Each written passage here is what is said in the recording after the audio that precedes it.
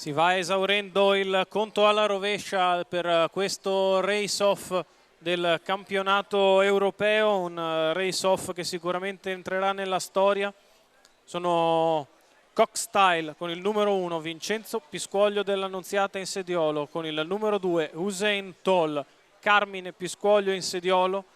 Sono rispettivamente papà e figlio e sono due cavalli dello stesso proprietario della scuderia di Renato Santese. Sono entrambi allenati da Mattia Orlando, seguiti nell'ultimo periodo nel lavoro da Anu Intonen al centro di allenamento Il Fungo, con Manuele Matteini che ne supervisiona il lavoro, e quindi saranno loro due a giocarsi il race-off del campionato europeo. Due in finale, uno nella storia. Cox Style contro Usain Toll, Vincenzo Piscoglio dell'Annunziata contro Carmine Piscoglio, con l'autostart che inizia a prendere velocità lungo la piegata di sinistra. Cox Style testa bassa con il numero allo steccato, Usain Toll incollato alla rete per far partenza e provare a schizzare davanti. Ed è partito il race-off con Usain Toll che in 1 metro scavalca Cox Style e si installa al comando. Riprende subito in mano il leader. Cox Style che segue tranquillo le mosse di Usain Toll. Carmine Piscoglio che fa quel che vuole del cronometro, va a destra Cox Style che attacca Usain Toll. I due vanno completamente apparigliati a completare il primo quarto di gara, passato in 28,8. E non si va così piano, con Usain Toll che guida e Cox Style che è al suo esterno.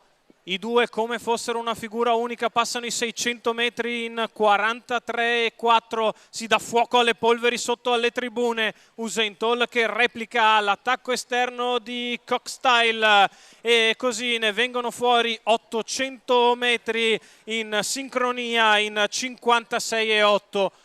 Cox Style sempre di fuori ad Usain Toll che mantiene il vantaggio dello steccato. Cox Style sempre proteso al suo esterno, il chilometro se ne va in 1,11 ed è il chilometro più svelto della giornata, con Cox Style che mette qualcosa avanti ad Usain Toll che prova a tirare tutti i fili che ci sono lì attaccati al salchi. Cox Style che insiste al largo a 400 dal palo, 13,8 la frazione di là, c'è un altro 28 spaccato e Cox Style è passato nei confronti di Usain Toll a 300 metri dalla conclusione. Vincenzo Piscoglio dell'Annunziata che va in fuga da Carmine Piscoglio, la retta d'arrivo con Cox Style che ha 3 lunghezze e ha vinto il campionato europeo, e la tribuna si fa sentire perché è stato un race-off verissimo. Papà batte figlio, ma tutto va a casa santese. Il successo di Cox Style, 29,5 ad arrivare, 1:11,1 il ragguaglio cronometrico.